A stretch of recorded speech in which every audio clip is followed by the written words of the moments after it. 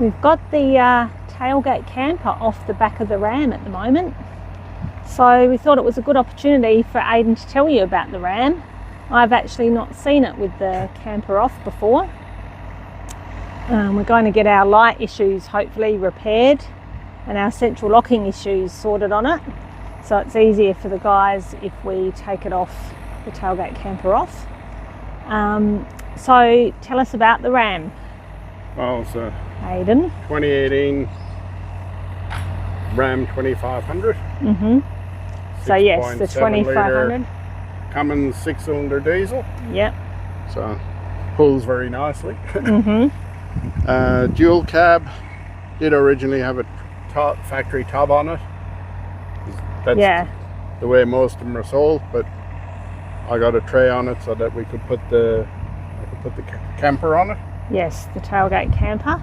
And then so they just take the tub off, and then you had the tray manufactured, or how does that work? Well, the people that manufactured the tray took the tub off and. Okay, so they did it all. Yeah. That was Sydney, wasn't it? Yeah. Somewhere. Dam Steel. Yep, just show you guys in case you're interested. In Kingswood, out near Penrith. Okay. So this, even though they're called Dam Steel, the tray is actually fully aluminium. Oh right, so it's aluminium, so a lot lighter then? Well, or not? Lighter than steel. Yeah, of There's course. Still a bit of weight in it. Yep. But then there was a fair bit of weight in the tub that was on there as well. So. All right, so you had that done. 2 boxes each side underneath. So these boxes, and what's in these? Well, this one here has just some storage. Okay. It's got the jack. Yep. They're all just storage boxes, really. Is that the jack that we didn't have the time that we went to Bendelby Ranges? Yeah. And then in here. That's a whole nother story, people. We'll save that for another time.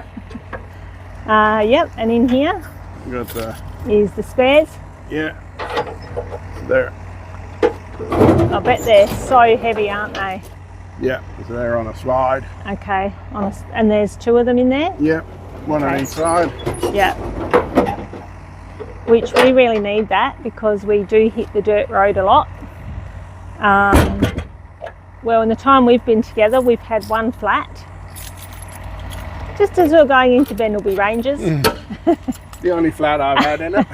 The only flat. That was a nice, chunky, narrow stone that went straight through the bead. It sure was. And so obviously when we're out in the middle of nowhere where we travel, it's good to have the 2 spares. And what's in that one? That's just more storage. Okay, yeah. So we'll have to do a video sometime of the slider going back on. There's a trundle tray here on the back. What do they call that? A trundle tray? Yeah. So I'm learning too, everyone. So it's really good for me to know. It's not very deep, but that's because there's an extra fuel tank behind it. Okay. But still great storage. Yeah. For stuff you don't hope you never need, but need to have in case you need it. Yeah, exactly. And I know from my Facebook page and things, I've got a lot of solo travellers that are following, and it's always interesting to see the different rigs and what you can do, what storage you can get, what campers you can put on the back of them. There is a fair bit of room in these. Wow, yeah. Air compressor, grease gun, yeah, a couple of other things. And half of the Flinders Rangers looking at that. They're reasonably dust proof. It's actually pretty good, isn't it, when you think about where we've been? But not as good as the tailgate. The tailgate as in being dust proof, you mean? Yeah. That one we've got extra battery. Yeah. And charger, and it's for those times that you never know. And there's the tailgate camper sitting just there, but we just did a little video on that, so we'll show you that separately. So is there anything else that's different about the Ram? Well, it's had a factory GVM upgrade on the factory way, just with the tray. While it's a little bit heavier than the tub, not greatly, but then you've got the extra fuel tank, plus then you've got the spare tires. Yeah. Then you've got the camper. It puts it over the 4.5 ton for a car license. So to keep everything legal, we went with the GVM upgrade. Yeah, which is why I'm also having to get my license upgrade now, which is why at the moment I have to use L plates.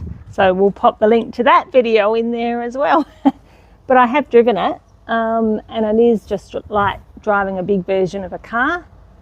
I've got to say, I do like the power that it has. So what's the fuel tank range then? So the fuel tank is about 240 litres now. And 1,500 with the camper on the back, not towing. Yeah. Easily. Towing, still having the camper on the back, probably 1,000. Yeah. But with the camper on the back, you're a bit around the 5 ton. Yeah. With the caravan on the back, we're probably closer to 9.5 ton. Yeah. But so you'll sit at the speed limit. Yeah. And it doesn't really, I mean, obviously I haven't driven it yet with towing the van, but you say that you don't even know the van's there. Not really. No. You can pull out and accelerate still with the van on. So the main part of the GVM upgrade was actually replacing the rear springs, which you might be able to see in here, with airbags. So those black little bellows up high, up. Oh, yes. Oh, yeah. Yep. So it's riding on airbag suspension on the back rather than coil springs. Yep. And that's what makes it easier when we're hooking up the van, right? Yep. And also even with the camper, because you can set the camper with the legs down and then drop the tray from underneath it. Yes. Rather than lifting it completely off it. Yeah, I've got to say that does save a lot of arguments when we're hooking up. Doesn't it? A little bit. Hey? We never argue. Oh, no, we never argue. No, we don't actually. It's pretty rare for us to argue, and particularly over something as simple as hooking up a van or whatever. But anyway, there you have it, folks, the Ram. And also, Aidan, I just wanted to say, because this is a bit of a generalisation, I'm sorry, but we all know it. You pull into the campsite and one of the first things men start talking about is what? I don't know. Fuel consumption. Consumption. Geez, mate, I'd hate to be filling up that tank. Geez, how much does that cost you? Oh, how much do you get out of that tank? I get that at the servos. Hey? I get that at the servos. I know, even at the servos when we're filling up and it takes a bloody half an hour to fill up.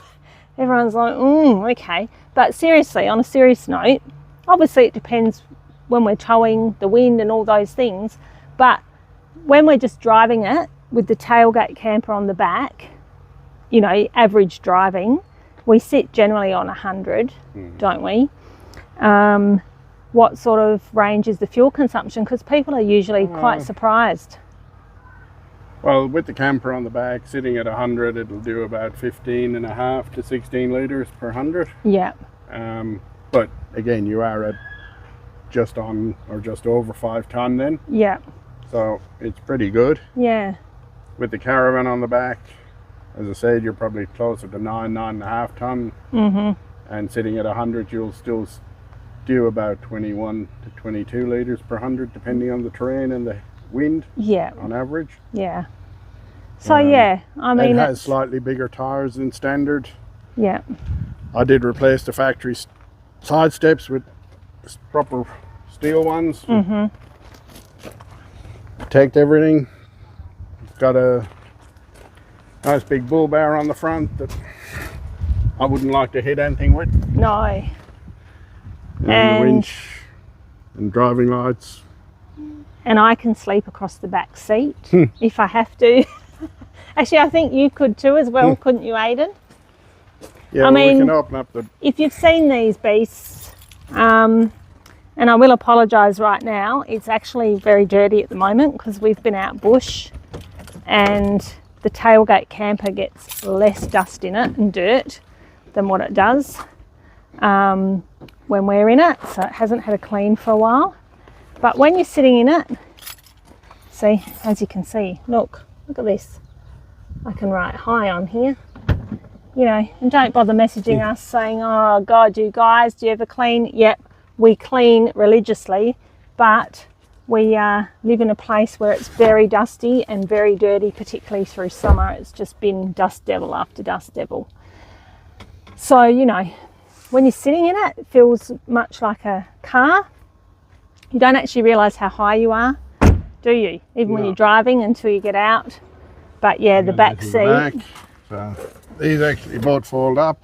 And there's a platform here that folds out to give you a flat surface. Yeah. Which is great for extra storage if you haven't got anyone in the back. Yeah, and we've used that a few times when we've had to transport some things. But you could also, I love the flat surface. You guys all know that I'm into swagging, but you know, I don't know now, maybe if I go away without Aidan for a little solo swag, I can just put the table parts down and throw a mattress in there. And oh God, yes, we need to do some cleaning. But no point now until we get it back, is there? No.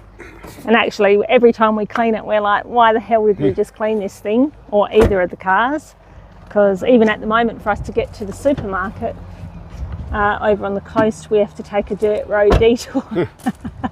So the Not dust. that we take the Ram very often, but yeah. So the dust and dirt is never ending. So there you have it, folks. That's a quick walkthrough. That's the rig at the moment until Aidan decides that maybe he's pissed off with it, with what's going on, and there might be something new. No. I said to him, you can't do that. You love this beast. And you know, we love it. We love the Tailgate Camper on it. It gets us everywhere we want to go. So there you go. That's the Ram 2500. Hope you enjoyed our little walkthrough.